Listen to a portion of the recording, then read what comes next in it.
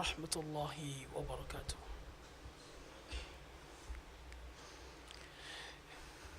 إن الحمد لله نحمده ونستعينه ونستغفره ونعوذ بالله من شرور أنفسنا ومن سيئات أعمالنا. من يهده الله فلا مضل له ومن يضلل فلا هادي له. أشهد أن لا إله إلا الله وحده لا شريك له وأشهد أن محمدا عبده ورسوله حبيبه وخليله وعلى سائر الأنبياء والمرسلين وعلى آله وأصحابه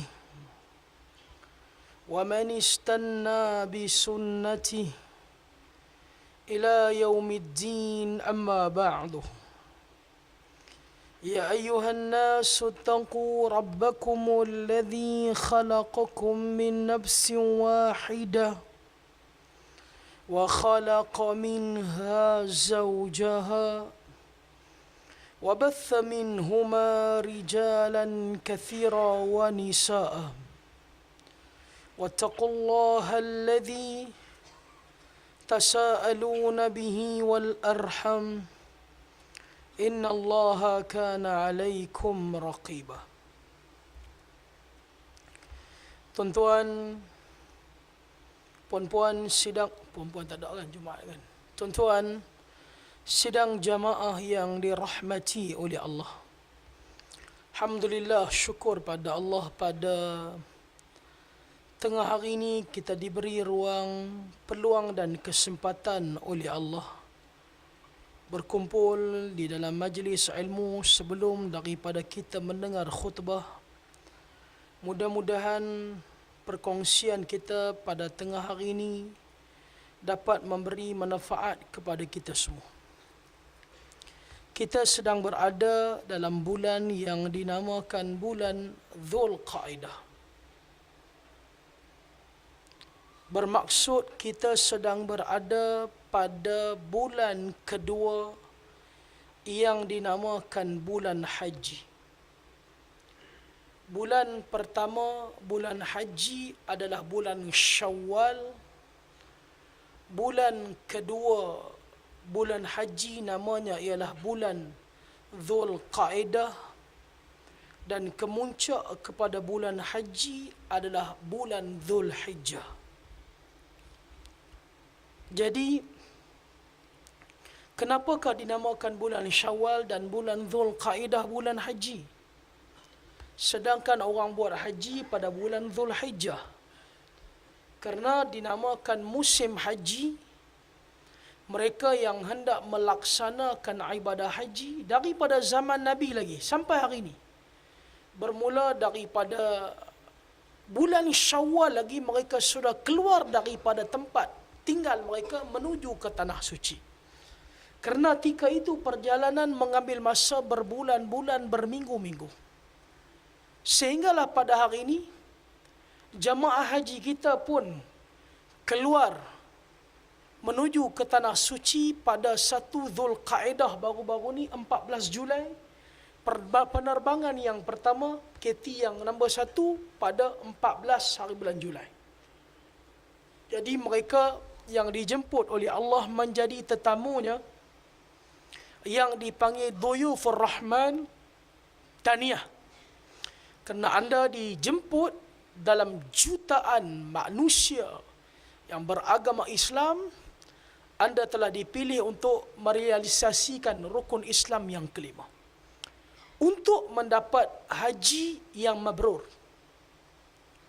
Mungkin ada di kalangan tuan-tuan yang akan bertolak nanti. Dan saya pun insya-Allah tahun ini menunggu giliran. Untuk anda yang ingin menunaikan atau dipanggil untuk menunaikan ibadah haji, untuk mendapat haji yang mabrur ada beberapa perkara. Kerana apa penting mabrur? Kerana baginda sallallahu alaihi wasallam bila berbicara mengenai mabrur tidak ada lain melainkan Nabi akan sebut balasannya syurga.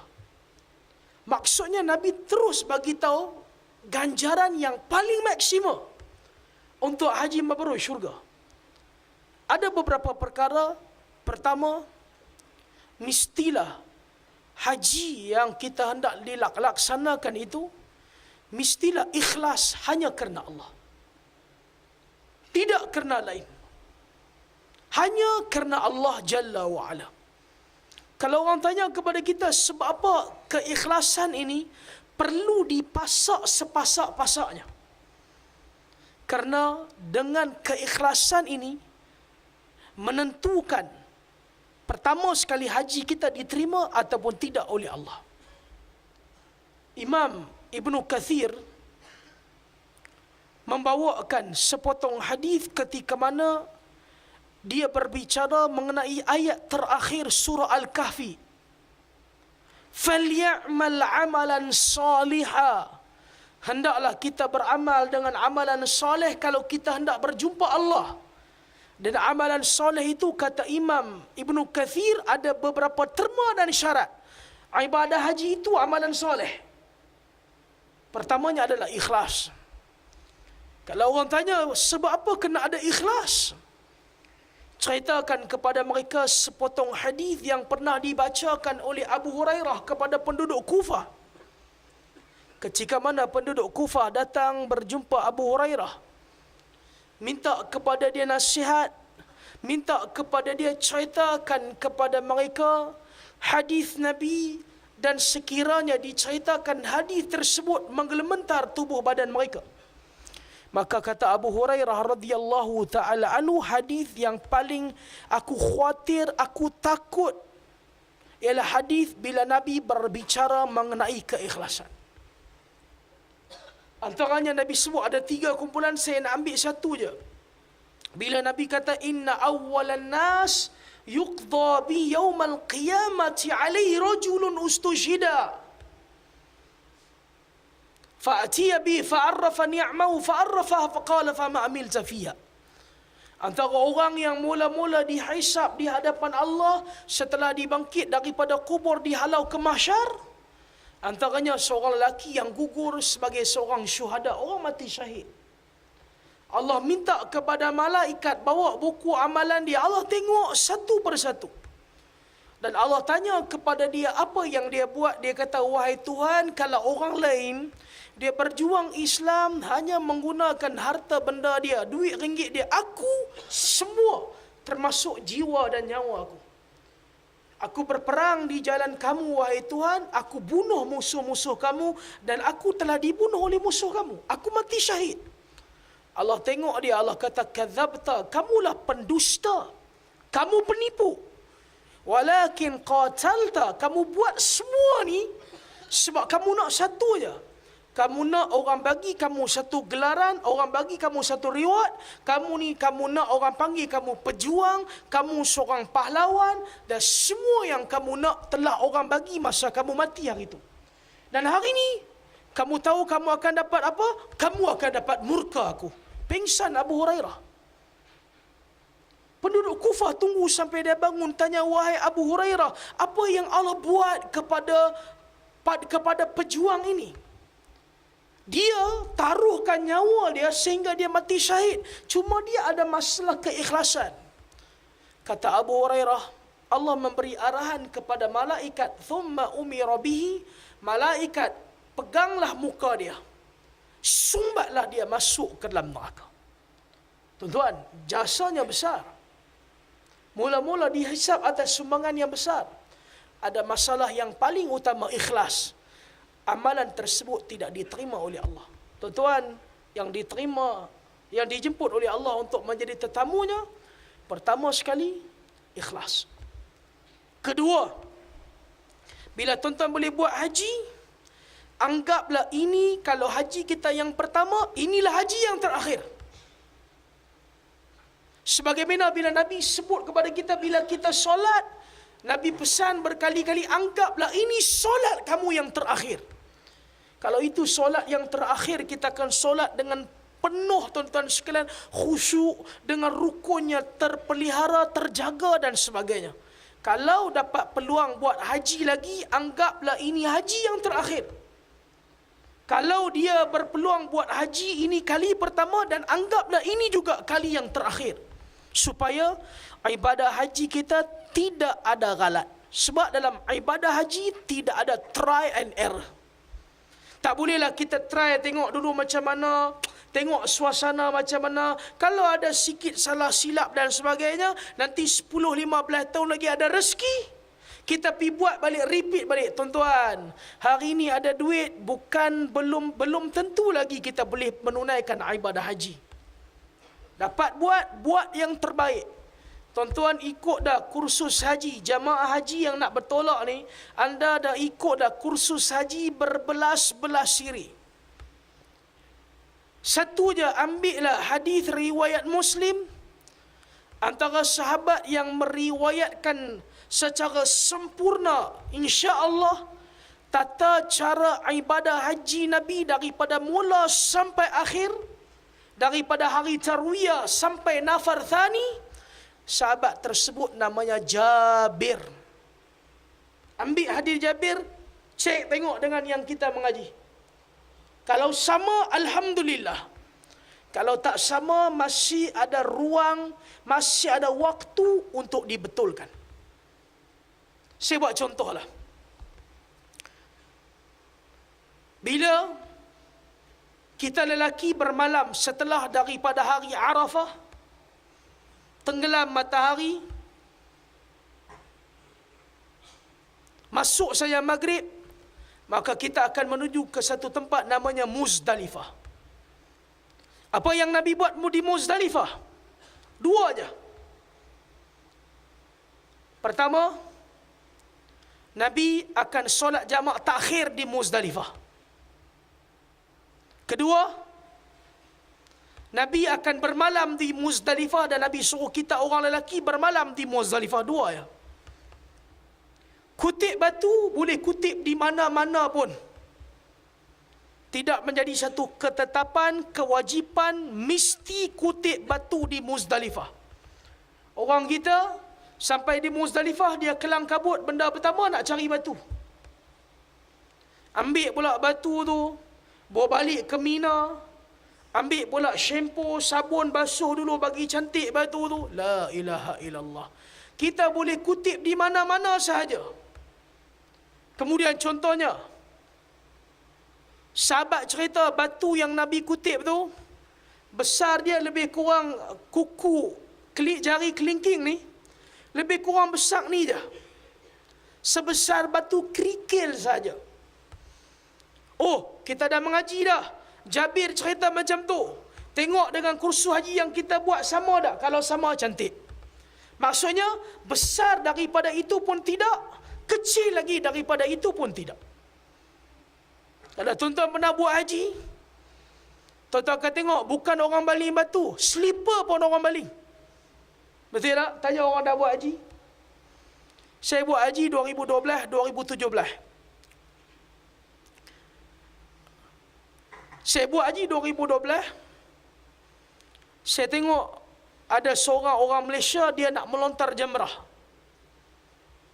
Orang Malaysia. Dia ambil batu ni tuan-tuan. Orang utara kata, nala punya besar.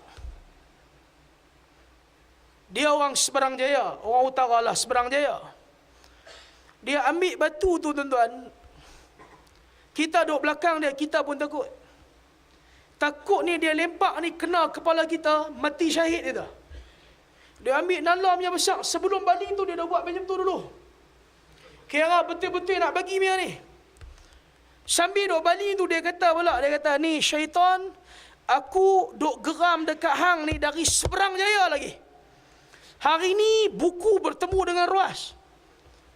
Dia ambil, dia baling, batu tu kena dinding apa dia, jamrah berkecai. Kita tuan-tuan, kita melontar jamrah, kita bukan melontar iblis. Kita bukan melontar syaitan.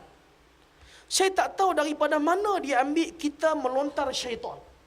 Diambil kisah Ibrahim alaihissalam nak sembelih anak dia Ismail, datang ganggu syaitan, iblis pun lontarlah dengan batu. Itu tidak ada kena mengena dengan melontar jamrah. Tuan-tuan rasa syaitan ni dia bangang ke? Kalau tuan-tuan nak lontar dia daripada awal dia belah lagi. Kita melontar jamrah, bukan melontar syaitan. Ambil tengok, cek balik. Kalau sama tuan-tuan manasik kita dengan apa yang kita belajar kursus haji ni, ikhlas, kemudian manasik itu sama dengan apa yang Nabi suruh, kita sudah ada tuan-tuan 80% haji mabrur. Dan 20% lagi yang ni cukup berat. Walaupun hanya 20%, masalah 20% ni boleh menghapuskan 80% lagi. Nama dia ialah sabar. 3 benda ni paling penting untuk sahabat-sahabat yang hendak menunaikan ibadah haji. 3 benda. Sabar ni paling penting. Sabar, contohnya, kalau tuan-tuan tak pernah pergi haji, kalau pergi umrah mungkinlah kita rasa agak senang. Sebenarnya haji ni pun senang. Haji ni senang. Cuma kita digembar-gemburkan dengan banyak cerita tu jadi susah. Haji ni senang. Tuan-tuan tanya orang yang buat umrah. Dia ni tuan-tuan sebelum buat umrah ni dia rimah perut. Sekali dia buat umrah, dia balik tuan-tuan. Sampai saja airport dia call kita, Ustaz, ada nak guna khidmat mutawif tak? Dia tawar diri dia jadi mutawif dah. Haji ni senang. Cuma kita ni tak pernah ada information ataupun kita dapat maklumat tak lengkap, dia jadi susah. Tambah pula tuan-tuan pula duk baca pula majalah lah, duk dengar bukan-bukan, duk cerita pula mengenai orang yang banyak dosa. Bila sampai di Mekah, tiba-tiba dia nak tawaf, Kaabah hilang. Yang latest yang mereka duk viral tu apa? Dia sampai di airport Jeddah, dia nak bangun daripada seat flight tu tak boleh. Lepas tu dia teringat, Allah, apalah dosaku kepada Allah. Duk bangun tak lepas. Last sekali pramugara kata, Pak Cik, seat belt kena buka dulu. Mereka ni bab cerita ni mereka cukup cakap. Tak ada istilah Kaabah hilang. Ini semua pendustaan. Dia ni nak tawaf, tengok Kaabah hilang. Saya dah bagi tahu dah. Kaabah hilang ini hadis riwayat majalah Mastika. Abu Jahal ni teruk pada kita lagi tuan-tuan. Abu Jahal zaman jahiliah dia pun tawaf, dia pun tak pernah cerita masa dia tawaf ni Kaabah hilang. Saya cerita kepada seorang sahabat baru ni dapat penerbangan nombor 2. Dia duk rimah perut, dosa banyak ni Ustaz. Tiba-tiba tahun ni Allah, nama pula naik. Nak pergi haji ni takut Kaabah hilang. Saya kata kepada dia, Abu Jahal ni sikit punya teruk ke? Dia tawaf pun Kaabah tak pernah hilang. Hang dengan Abu Jahal siapa teruk lagi? Dia kata, saya duk rasa saya teruk lagi ya. Eloklah Kaabah tu hilang pun. Sabar ni penting. Kalau tuan-tuan pergi umrah, hotel kita paling jauh 350 meter. Kalau tuan-tuan pergi package 5,000, 5,000 setengah. Kalau pergi package 9, 10,000 tu mungkin 50 meter lah, duduk di Pullman. Tuan-tuan, jamaah haji kita, hotel tabung haji paling jauh untuk musim haji, jauh dengan Masjidil Haram, 1.2 kilometer. 1.2 kilometer ni tuan-tuan boleh tahan. Sini pergi mana? Tak tahu. Cuba jalan seorang tengok. Sekali lepas Jumaat bagi tahu sampai di mana. 1.2 kilometer ni jauh. Jadi dia tak ada sediakan kenderaan. Kalau kita nak pergi masjid, jalan kaki. Dia ni yang tak ada pengalaman buat haji, tiba-tiba kena hotel paling jauh 1.2 kilometer. Mulut ni tuan-tuan sekalian dia rapuh. Pi sebut lebih kurang, pi maki hamu lebih kurang, calar keseluruhan ibadah haji. Sebab tu kena banyak sabar. Kena positif. 1.2 kilometer, kena ingat balik hadis Nabi yang mulia sallallahu alaihi wasallam. Nabi mai cerita, setiap langkah kita ke masjid menghapuskan satu dosa, mengangkat satu darjat kita di sisi Allah. Sebab tu kalau tuan-tuan duduk hotel jauh, pihak tabung haji ni antara pengurusan tabung haji terbaik di dunia, tabung haji Malaysia ni. Jadi mereka sediakan fasiliti di masjid tu, di hotel tu, ada satu floor tu, satu tingkat tu, nama dia surau. Untuk orang yang sakit lutut ni, orang yang tak berapa boleh jalan jauh ni, jadi dia akan solat di surau yang disediakan. Budak-budak muda ni tuan-tuan tak ada isu. Jamaah haji muda tak ada isu. Sebab apa? Dia nanti keluar sebelum subuh, dia balik lepas isyak. Lepas subuh dia keluar, dia solat tahajud apa, lepas tu dia tawaf, dia semayang subuh, lepas semayang subuh dia tawaf balik, baca Quran, masuk waktu duha dia solat, dia tidur. Tidur di masjid. Agak-agak pukul 11 lagi sejam nak zuhur, dia turun di bawah Masjidil Haram, dia berwudu apa lebih kurang, dia naik zuhur boleh tahan sampai ke asar. Asar dia turun balik, dia berwudu apa lebih kurang, wudu lepas asar tu tahan sampai isyak. Orang tua-tua tak boleh. Orang tua-tua dia ambil wuduk sebelum asar batal. Kalau lepas asar tu boleh tahan lagi lah kan. Dia ambil wuduk sebelum asar batal. Ingat ambil wuduk sebelum asar, lepas asar batal. Jadi mereka tak boleh pergi, mereka solat di hotel ada surau. Dia main rimai perut. Dia ni tuan-tuan mai jauh-jauh ni kalau boleh nak solat di Masjidil Haram. Tapi nak buat macam mana? Dia tak mampu 1.2 kilometer. Sebab tu dia kena banyak sabar. Saya pernah diminta ceramah kepada jamaah tabung haji. Masa saya buat haji tahun lepas. Kita pergi ceramah kepada jamaah tabung haji yang orang tua-tua ni. Yang cukup ralat. Kerana sepanjang 40 hari dia berada di Mekah Madinah. Kalau di Mekah ni dia duduk 20 hari tuan-tuan, dia hanya boleh pergi masjid beberapa kali, dia rasa galat. Kita faham. Tapi nak buat macam mana? Keadaan dia tak mengizinkan. Kita hanya bagi motivasi kepada dia, para ulama bersetuju. Di tanah haram, solat di mana-mana sahaja kawasan tanah haram, ganjaran dia ialah 100,000 kali ganda. Dan bukan sahaja eksklusif di Masjidil Haram. Di mana-mana masjid di tanah haram, termasuk di hotel tu ada surau yang dideklar untuk solat jamaah, insya-Allah di situ pun ganjarannya sama. Daripada mana dalil dia? Para ulama mengambil dalil ketika mana hari Arafah. Hari Arafah baginda sallallahu alaihi wasallam, Nabi kita akan solat jamak dan qasar. Sebelum jamak dan qasar, Nabi berkhutbah. Khutbah Arafah di satu masjid. Nama masjid tu Masjid Namirah. Tuan-tuan yang pergi haji tahun ni, lepas daripada musim haji, jamaah tabung haji akan bawa tuan-tuan untuk ziarah masjid ni.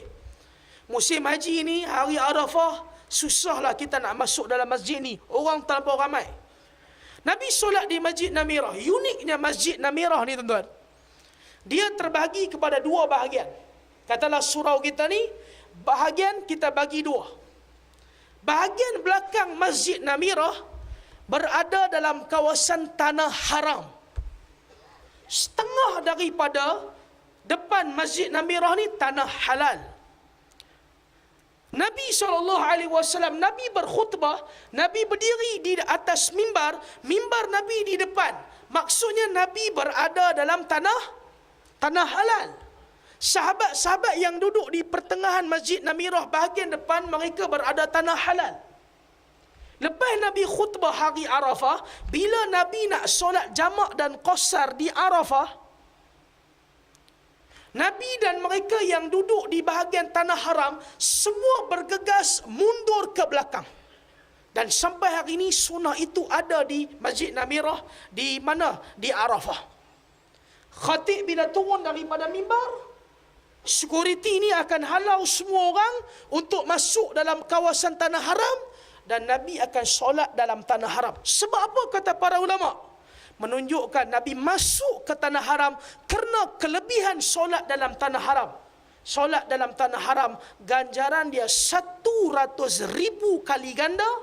Kalau Nabi solat dalam tanah halal, 25 ke 27 kali ganda. Sebab tu Nabi ke belakang kawasan tanah haram, Nabi solat di situ sebab ganjarannya 100,000 kali ganda. Lepas tu kadang-kadang tuan-tuan main masjid surau, ramai orang pilih solat di belakang sebab hadis ni. Sebab tu kita tak boleh sangka buruk sebab hadis ni. Sebab dia ingat surau taman dia tu ada setengah bahagian depan tanah halal, setengah bahagian belakang tanah haram. Surau taman kita tu dua ya. Tanah tu leasehold atau freehold ya. Jadi kita bagi motivasi, kena banyak sabar. Sebab tuan-tuan, pakcik-pakcik ni pun kadang-kadang mulut boleh tahan. Mulut boleh tahan. Tak ada akal punya tabung haji, dah tahu kami tua, bubuh hotel jauh-jauh. Nanti kalau kena ke pak dia, mulut boleh tahan. Jadi kita kena suruh banyak sabar. Sebab kerana mulut, amalan haji kita boleh binasa. Sebab tu kalau tuan-tuan pergi haji, untuk dapat kesempurnaan mabrur, tadi saya sebut ikhlas. Saya sebut pada tuan-tuan, manasik haji tu, dia kena ikut apa yang Nabi suruh. Dan yang ketiga ni, antara benda paling penting adalah sabar. Cukup kena sabar. Apatah lagi kalau tuan-tuan pergi haji, bawa pasangan tuan-tuan, bawa isteri tuan-tuan, tuan-tuan bawa pula ayah tuan-tuan, mak tuan-tuan, yang ni lebih-lebih lagi lah kena minta dengan Allah. Kita bawa haji, ayah kita, mak kita ni, kita tahu dah perangai dia pun perangai, kita pun ada perangai-perangai. Jangan kalau kita buat perangai di sana, dia tak boleh tahan, dia sebut satu perkataan yang dia sebut tu takut boleh membinasakan kita. Hang ni betul-betul tak gunalah, sampai ke tanah suci pun perangai tak elok, dia kata kat kita. Takut jahanam kehidupan kita.